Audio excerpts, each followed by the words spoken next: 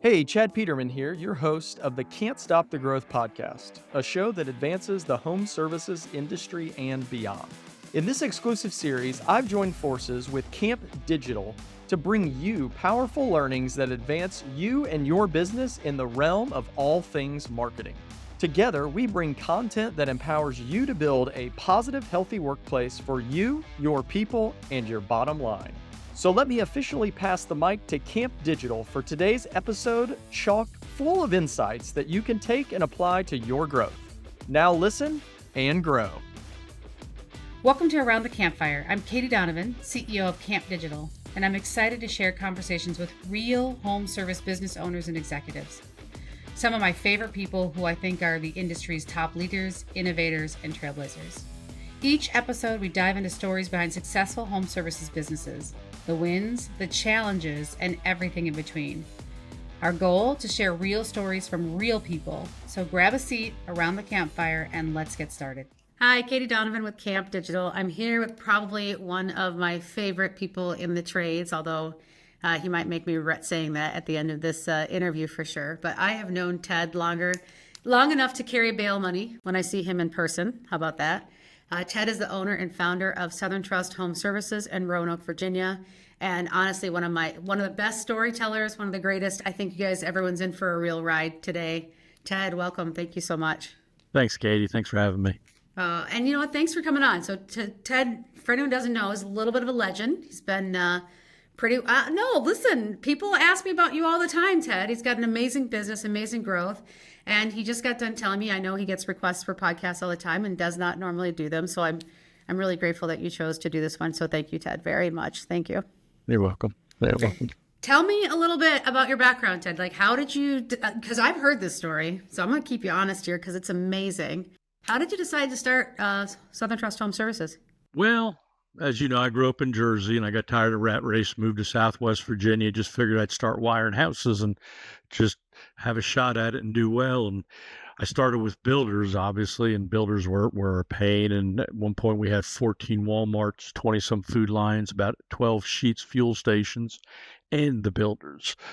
The receivables my receivables were awful, where I was at points I would have to take money out of my own pocket to make payroll. I'm sure some people could relate to that. Mm-hmm. But builders were the final straw. I had 10, 15, 25, and 12 owed me my last year of doing builders, and they were running from me. One would not answer the door, so when he did, I was standing at the door with a 9mm handgun on my chest, and he looked at me and said, I'm here to collect it. His eyes got big and a light bulb went off. And I said, Lord, I can't do this. I'm going to hurt someone. I told everyone this is going to be the best interview. Hopefully everyone's paying attention because that's quite a start. I love it. Yeah. And then I had another builder owed me $25,000 and he was bouncing checks on houses that I already wired. And I'm into other sets of projects with him.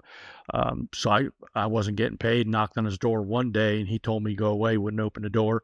Went back a second day, started beating on the door, and I hear his truck start. I look up the hill, and his son of a gun took off. Well, I started chasing him. I couldn't catch him. I had an old jalopy van. So next morning, he woke up, and when he did, I was laying on his front lawn with a load of firewood, bonfire, cup of coffee, and a newspaper, just sitting back reading the paper. I love it.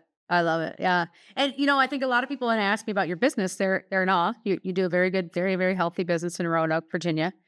But people don't realize, like, you started out that way. You started out like you drove down there with a van and nothing.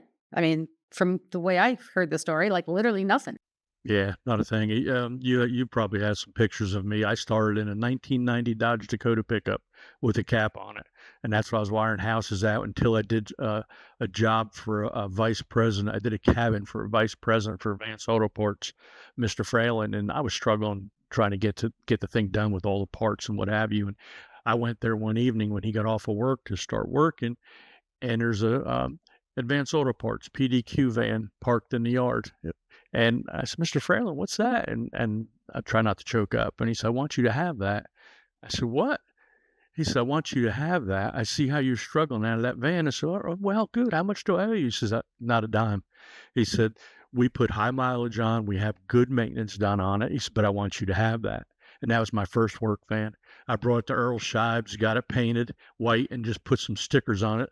and it was amazing. It's just I didn't know that. I I have still choke up. goosebumps. Yeah, I still I choke up. love that. Yeah. I did not know that. I love that because sometimes we don't know what other people are going through. And that one little thing, I mean, here you are this many years Mhm. later. I Yeah. love that. What inspired you, Ted? Like, why did you decide to go start your own business? What made you think? I mean, it's a big Um, deal. I worked in the unions and I didn't want to be in the union anymore. And I worked for a gentleman for a little bit in Lancaster, Pennsylvania, and he was fantastic. If he was in Virginia, I'd be working for him to this day. He felt he had two customers. And this is where I learned my philosophy as far as the employees. He said, I had two customers. And he said, I have my outside customers, which we all service, and my inside customers is my employees. If my inside customers are happy, my outside customers be thrilled. And man, that was a great philosophy. I incorporated that into my business as I grew it. I love that about you. I have from early on in our relationship, I got a couple of videos from some of your employees, your techs, talking about what they loved about Southern Trust. It was one of the first times I had seen anyone, and Hmm, they just took them That's they cool. took them themselves from with their cell phones. And I think it's probably still on the website somewhere, but they were great videos. You could tell they meant it, and it wasn't coached. It wasn't like, oh, I like the benefits. I mean, one guy was like, popcorn. Ted always makes popcorn. Like, I mean, it was like silly, like little things, but you could tell it Little was thing. legitimate, Yeah, authentic. I just love that. whatever I learned over my 30 years in the trades. Well, I'm not saying 30 years in business for myself, but I've been in the trade for 40 some years. What I liked, I incorporated in. What I didn't like, I did completely opposite and incorporated that into my business, and it's worked well for me. Do you think a lot of that comes from you being in the truck yourself? I mean, you're not like some of the other folks we've interviewed. They're just the business side, but you have experience on both sides. Yeah. Yeah, I think so. I have a sense and a feel for the guys. That's why I bought a commercial ice machine. So in the summertime, I tell the guys, stock up. I keep pallets of fresh water, bottled water there for the guys because I've been in addicts. At times over the years, I bought knee pads because my knees are shot. So I bought the guys knee pads, which I stopped doing that because they just destroyed them in no time. But just little things like that I appreciate, and a lot of guys that didn't grow a business from the ground up. I grew it from nothing, absolutely nothing. I think you have a different appreciation for a business when you buy it or it's given to you versus when you build it from scratch. It's like raising a child. Yeah. You take a child from scratch or adopt it, you have a different feel. You still love it, but it's a different feel for the child. You particularly, I think, kind of have the trifecta because you've been a tech, but you're a business owner, and having met your wife, you're one hell of a sales guy. So there's no doubt I'm about not that. sure how to take that. Oh, I I'll was tell going you to how be to nice take it. to You you. outkicked your punt coverage, is what I've said to you before, for sure. What's the biggest challenge you faced early on, Ted? Like, what was the number one thing you think was just the hardest obstacle to overcome? I guess, my dad taught me everything on a handshake, and that's why I had that kind of money sticking out with builders. The one builder I lost all that money. I only lost $10,000 because he point blank told me, I didn't sign a contract with you. Take me to court and try to get it from me.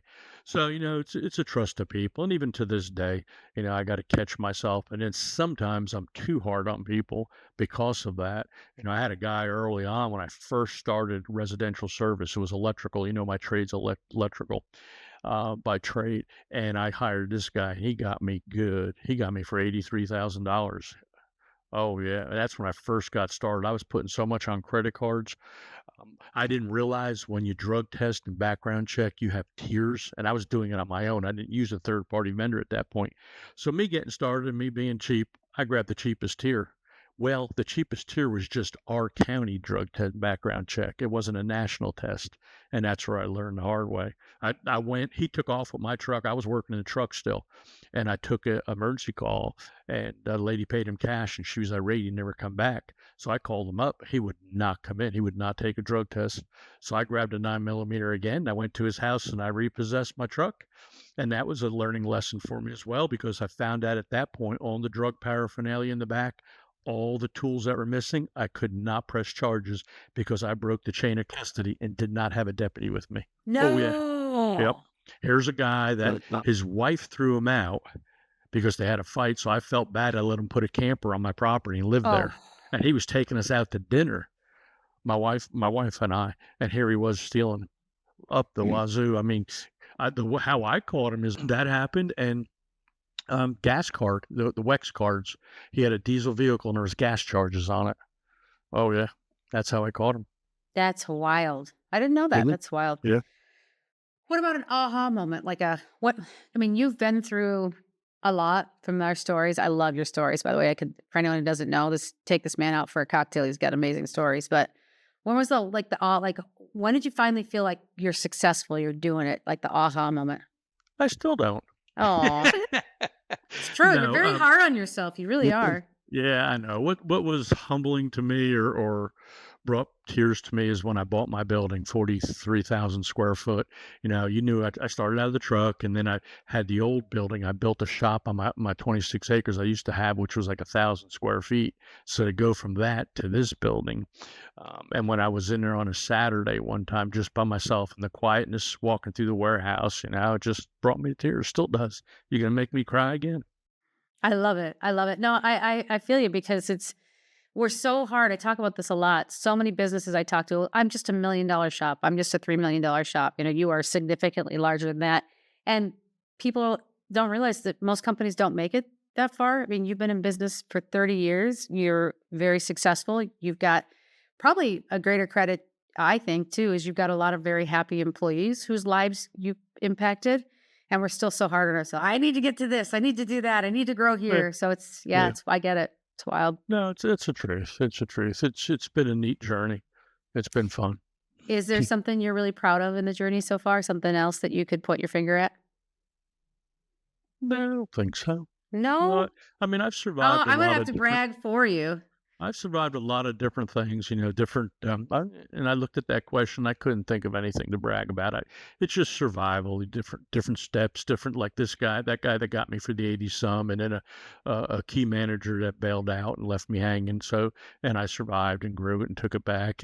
And something I thought of as you were talking, something I say I'm not smart, business smart or trade smart. I'm just smart enough to hire people smarter than me. Managers fair. included. That's fair. You've got some phenomenal managers, you really do, on your team. You've got some great people. Yeah. So I guess the biggest thing for people that are trying to get to that point, you have to be willing to I don't know if you want to admit to yourself your weaknesses, or just acknowledge them and say, I'm not strong in that area. I need to hire somebody smarter than me, and just keep a pulse on them, keep watch, and have reports, documentation, accountability in place. And it's amazing what could happen. I've had a number of business coaches over the years, and I've always heard you reach a plateau with a business coach, you'll dip, and go to another business coach a little larger, and that's what I've done over the years. I've had 5 or 6 different business coaches over the years. We grew from each and learned from each and adapted stuff, and just stayed ahead of our market. You've really got kind of the American dream story, right? Like you moved, you didn't even know anyone. You built this business. It's an incredibly successful business. You own the building. You're making money. You've got great team members. You pay them great wages. What do you think that, is it those business coaches you think that help with that? Just, drive? What is it? Business coaches, my faith in God, just to say, I need help. I can't do it. I got to take it to the next level. I can't stay here. I won't survive. Yeah. Help me out here. And I get to the next level, or he gets me to the next level. So that's cool. That's cool. And he gets you a shiny Corvette. Yeah. That's I could comical. not. Come on, I could not. I got to ride in it. It's pretty cool. It's pretty cool. I had 2 of them. You did? I had a black one and a white one, and I couldn't keep the black one clean. Oh, that's right. You said that. Yeah. I just didn't realize it was at the same time. Well, that said to me last week, she says, "You didn't have many toys as a child growing up, didn't you?" I said, "Do you remember what I told you? I grew up on a farm. My toy was a shovel, a hoe, and a rake. That was my toys." Yeah. I said, "So now I'm blessed with my life. I have some money where I can spoil myself, so I'm spoiling us now." I grew up in the country, and then next to us was a 100-acre just field. It wasn't a plowed field. I think it was in the CRP program, the crop production program. And my mom and dad my dad was in the Navy, and he had mounted a Navy bell. And so it was Merchant Marine, actually, but he'd mounted this bell. And chow time. We weren't allowed to come home until you heard that bell, or you were bleeding, really bleeding, not a paper cut, really bleeding. That was the only time you could come home. Yeah, so. No, that's the truth. My dad would not want to. Didn't want to come home with us in the house watching TV. That was it. That was a no-no. I always tell people, Ted, that most of my good learnings come from really bad mistakes or errors I've made, failures I've had. Is there one that you would share with people to say, hey, this was a mistake I made or a failure I had, that you'd Well, warn people against making? I guess to have make sure I have I should have had accountability in place early on. I didn't have that. That's for key managers all the way down the ladder. That's something I learned the hard way again. But I think that's How do you learn that? How do you identify that? I mean, most people in our space, I didn't go to business school, right? Like, Mhm. how do you learn what to measure and how to measure it? And that goes back to what I said earlier about business coaches. You have to That's a great have that point. business coach. Where in the past I had them, and then I couldn't get to the next level, and then I had to get another one. We change and implement and add some more, and adopt, swap, and deploy is what they call sometimes. How do you um, know when to leave the coach? So, like, I mean, that's something I always struggle with because you build relationships with people and you never want to let those relationships grow. Maybe even when we outgrow them. mhm. Yeah, even when you move on, you don't have to let the relationship grow. It's just from a business standpoint, you have to do what's best for the business and the employees involved. If you stay idle and you don't grow, somebody's going to surpass you. And for me, I've had so many people when I put TV commercials in place, nobody had TVs. I had a guy last year at the owner of the Subway. I went in there, he hadn't seen me in years. And he pulled me aside. He says, "Do you remember when you started TV commercials? You used to come in here every day, and I started seeing your TV commercials. I told you it was a dumb waste of money." He said, "Now look at you. Everybody's on there." He says, "Every trade company's on TV." I said, "Yeah, I know." He Yeah. said, "So you learned that from." Yeah. And what I say, imitation is the sincerest form of flattery. You must be very No. flattered because I see a lot of people imitate what you got going on a lot, down to your name. I've seen businesses imitate your name places. Yeah, yeah, I've seen that. I've seen people in my market try to imitate the colors, get close to the colors, and TV commercials where I'm walking to the door early on my commercials, and I'd knock on the door, park the van, knock on the door, shake the homeowner's hand, walk in the house, and point at light fixtures. This guy had the exact same commercial where Yeah. people were telling me, "Hey, I see you have a new commercials." Like, I didn't do a new commercial, and then I caught it. I was like, "Oh crap!" You've been in the business, Ted, for long enough to see several ebbs and flows. How do you keep up with it? I mean, COVID was such a crazy wild ride. Before that was the 2008 recession. Like, how do you keep up with all the changes going on? And again, it's having good coaches in place, having good managers in place. You have to sometimes just trust your gut, your feelings, a lot of prayers, I think down you've on got a my good gut. I think you've got a good gut. down on my knees a lot of times.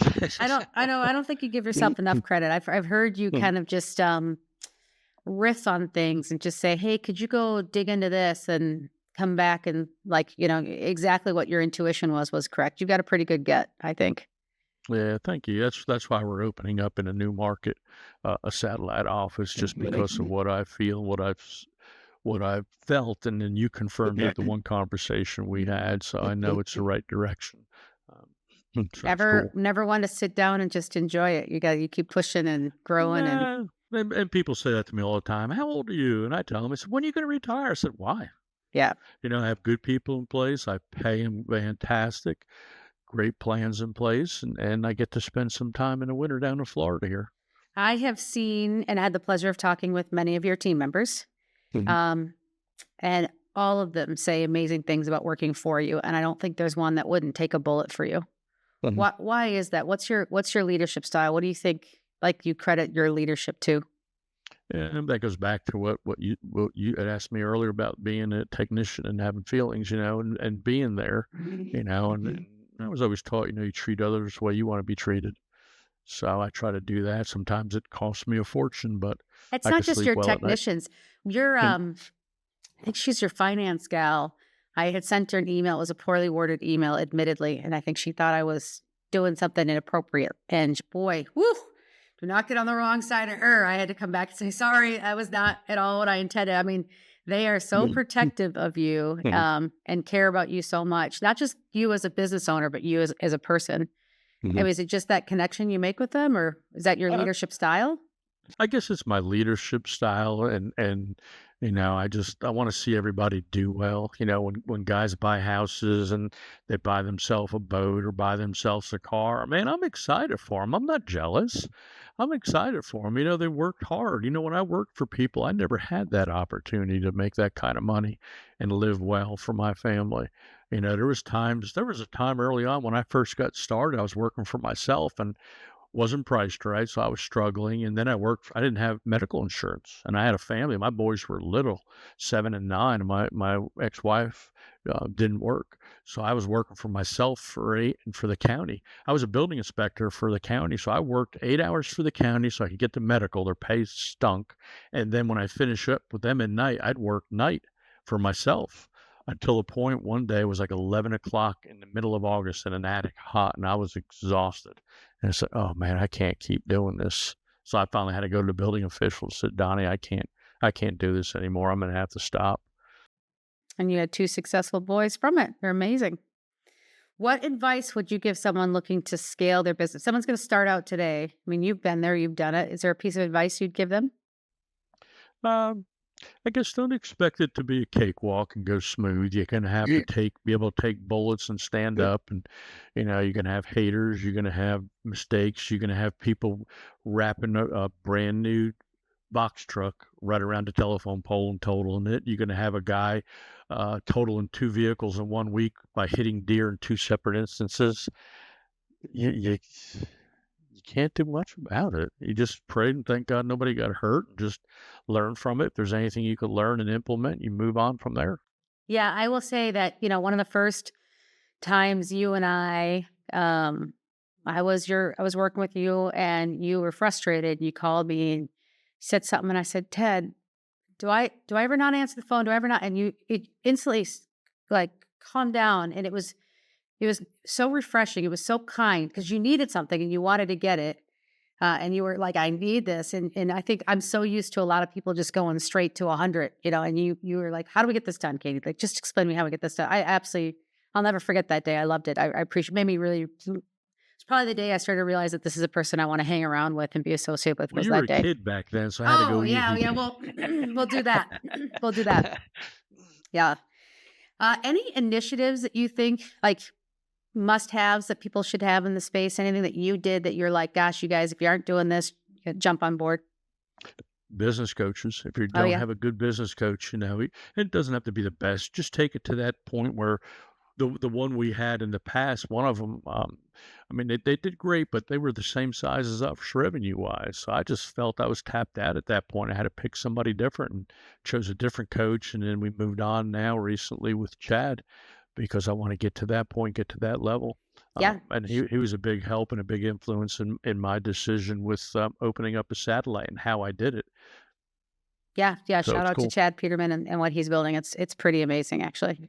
Yep. And Chad, I mean, been there, done that for sure. So, all right, you ready for a speed round? Are you ready for me? No. I'm actually impressed we've gotten this far without having to edit anything out so far, but here we go. Ready? What's your favorite way to start the day? I start every morning with a cup of coffee and the Bible, sitting and doing my devotionals. Black coffee and cream and sugar? Black and sugar. I drink tea, and I think I only drink it to get the sugar and cream into my body, just for the record. Favorite book, podcast, resource for business insights? Business insight. I'm going to say the Bible again. Yeah, I was kind of wondering if you're going to say that. A lot of people change it, but why not? Why not? Yeah, I mean, it's got a lot of great lessons in it for that too. Yeah, it's cool. One tool or piece of technology that you could not live without for business? Well, that's a tough one because we have Service Titan, which is amazing, and I had a number of software. So you're gonna need a good CRM.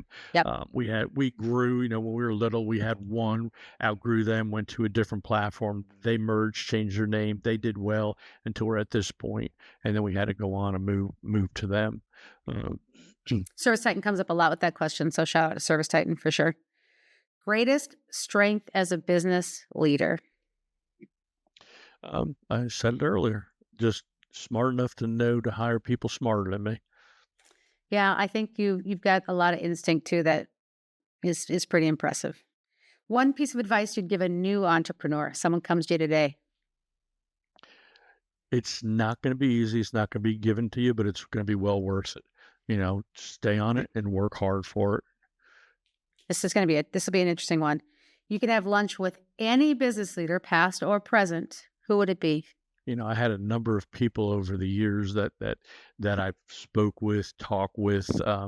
Charlie DePerry was a great gentleman down in Florida. He was a big influence in me because he and I were both electricians by trades, and he added other trades on. And again, myself, I went back to school, got my master's license in plumbing, heating, and air and gas, and added them on. So he was a big influence. I enjoyed my time with him. Alan Ferguson's another good one I enjoy. Yeah, that's my problem. Is there's so many good ones. That's my problem. It's just so hard to put a thumb on everybody because there's been so many people that had influence in my life, whether good or positive. And what's one thing, this is making me nervous. What's one thing people might be surprised to learn about you? My wife says I'm a teddy bear. Listen, for anyone who doesn't know Ted, and I was joking earlier about his wife. She's amazing.